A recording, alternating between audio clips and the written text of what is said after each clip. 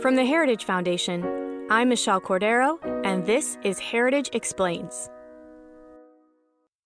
The Biden administration has made a big deal about their new commitment to the Paris Climate Agreement, marrying it with trillions in climate spending and regulatory proposals in the American Jobs Plan. It was one of his first acts as president.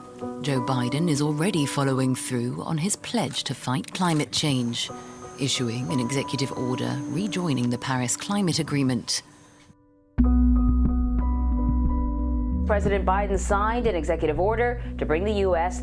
back to what he says is, quote, the #1 issue facing humanity. My attempt was to make sure that the world could see there was a consensus, that we are at an inflection point in history. The consensus is if we act to save the planet, we can create millions of jobs and economic growth and opportunity and raise the standard of living of almost everyone around the world. Under the agreement, the United States is committing to reduce national greenhouse gas emissions by at least 50% by 2030 to keep global temperatures from rising 2 degrees Celsius. But heritage expert Katie Tubb says that while the United States is spending trillions, China is in the background, popping all of the party balloons.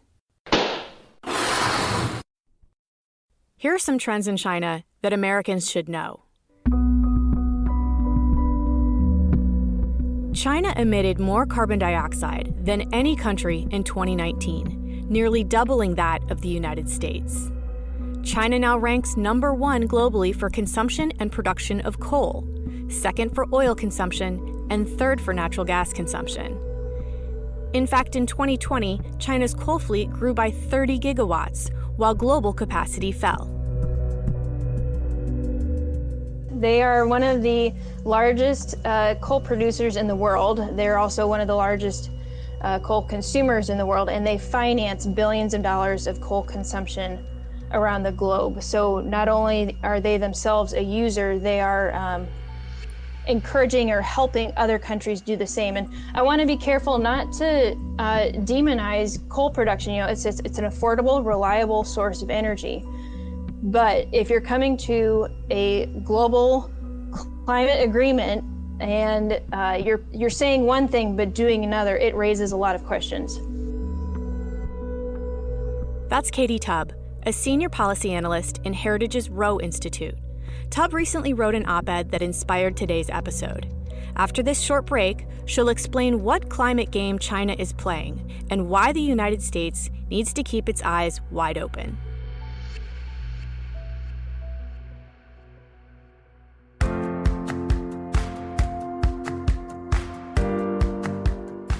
Hi, I'm Virginia Allen. I want to tell you all about an awesome Heritage Foundation resource called the Index of Economic Freedom. The Heritage Foundation Index of Economic Freedom ranks nearly every nation in the world according to its level of economic freedom. Whether for personal, professional use, or for school research, the index is a wealth of information.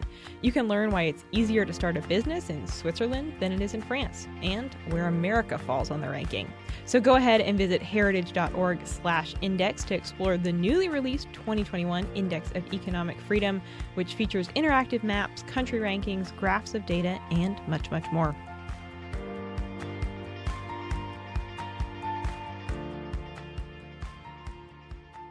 Katie, thank you so much for joining us. Absolutely. Thanks for having me on. So where does the Paris Climate Accord stand right now? Is America back in the deal? America is back in the deal. The Biden administration made that as one of their very first actions out of the gate this January.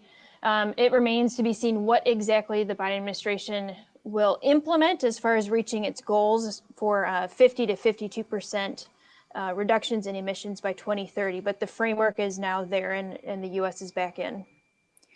Okay, so of the countries in this deal, who emits the most carbon dioxide? Far and away, it's China. China produces more greenhouse gas emissions than any other country. And in fact, it's about double what the U.S. emits. Okay, so as a part of that deal, how much carbon has China committed to cutting? Well, they've created for themselves a very loose agreement under the Paris Protocol. They've committed to maxing out their greenhouse gases by around 2030. And when I say around 2030, those are the exact words that the Chinese government has used. So they're not even making very firm commitments. They're just promising to promise that they will reduce emissions by a certain date. So you said maxing out their emissions, and we referenced your op-ed earlier on in this program. There's a difference there between reducing carbon dioxide and maxing out carbon dioxide emissions. What does the wording mean specifically? Exactly. That's a great distinction to make. So the U.S. has committed to actually reducing emissions, and that requires a lot of cuts across different sectors of the economy, for better or worse, or regardless of what you think of the merits of that approach.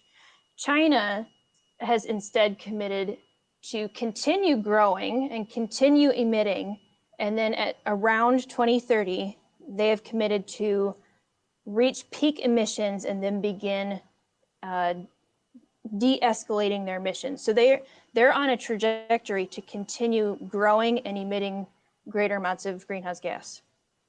So basically, they're just like, we're just going to keep doing this, and then we'll pause when we hit at a certain point. Right. Wow. Okay, so I guess that sort of answers my next question, which was, how does that compare with what the United States is promising? What are the percentages that we're promising, and how large are those? So the Biden administration has committed the U.S. to 50 to 52% emissions reductions based on a 2005 level. So that's actual cuts. And to your point, in comparison with China, they've committed to cutting nothing, and they've given themselves plenty of wiggle room to adjust the definition of around 2030. Right. All right. On another issue then, across the United States, there's a huge push to end coal mining. Is China doing that? Absolutely not. They are one of the largest coal producers in the world. They're also one of the largest coal consumers in the world, and they finance billions of dollars of coal consumption around the globe. So not only are they themselves a user, they are encouraging or helping other countries do the same. And I want to be careful not to demonize coal production. It's an affordable, reliable source of energy. But if you're coming to a global climate agreement and you're saying one thing but doing another, it raises a lot of questions. Yeah, so clearly China isn't playing by the rules here, and this isn't new. Tell us why it matters so much. Well, the climate agreements under Paris have significant economic implications. Basically, climate agreements target energy use, and when you increase the cost of energy, you're basically increasing the cost of almost every good and service people engage in. So there's significant economic implications, both on a macro level, but also for just families and individuals and businesses. And so when the Biden administration is committing to huge cuts in greenhouse gases, it's going to have an economic impact. When China pretends they're going to make significant climate reductions and then doesn't, that has impacts on global economies and the competitiveness of American businesses and families. Yeah, that's a big deal. So it's not just implications for what it means about China keeping its promises, but it also affects all of our pocketbooks. Absolutely. And wallets. Absolutely. Okay, so in your op-ed, you say that we need to inject some realism into the climate debate. What do you mean by that? I think a lot of this has to do with coming to a diplomatic situation with our eyes wide open. China is playing almost a completely different game. The Biden administration, I think, has tried to come at this as a well-intended actor and assuming that China will meet them halfway, and I don't think that's realistic.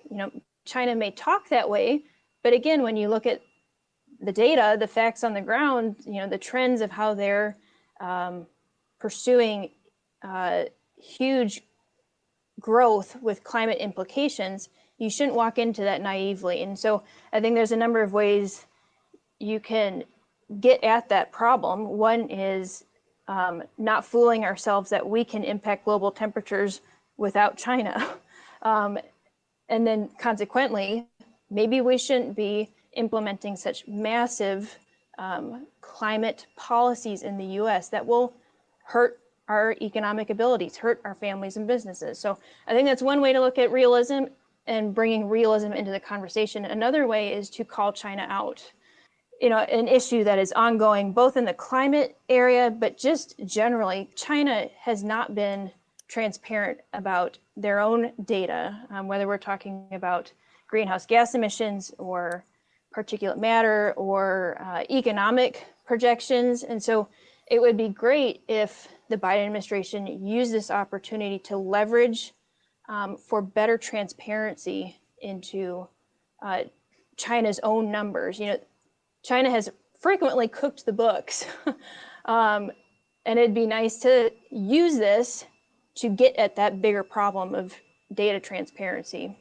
That makes a lot of sense. All right, in conclusion, just to flip this on its head a little bit and come at it from the other perspective, the left would argue that even if China isn't holding their end of the agreement, that the United States should still be doing its part in the Paris Climate Agreement. What's your response to that? And I think it kind of gets back to this idea of climate realism.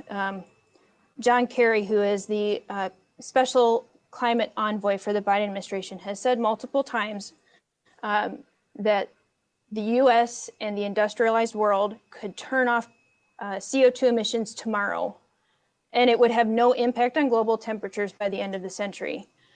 So we need to take that into account and consider that when we're building energy and environment policies in the US that have huge economic implications. If everything we do here will have no impact on global temperatures, we shouldn't be impoverishing Americans. We should be looking for other solutions. And I think a way to do that is to start thinking about a robust, innovative, free enterprise approach that allows entrepreneurs in the US to innovate our way out of this issue and then send that technology and innovation out to the world. So that has implications for tax policy and trade policy. How do we make the US innovative engine, which is entrepreneurs, take this problem head on and then export it to the world, rather than pursuing heavy-handed and bureaucratic approaches to tamp down emissions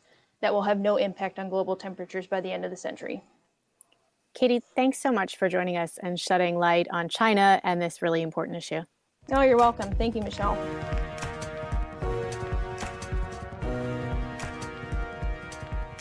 And that's it for this week's episode of Heritage Explains. Thank you so much for listening, and we'll see you next week.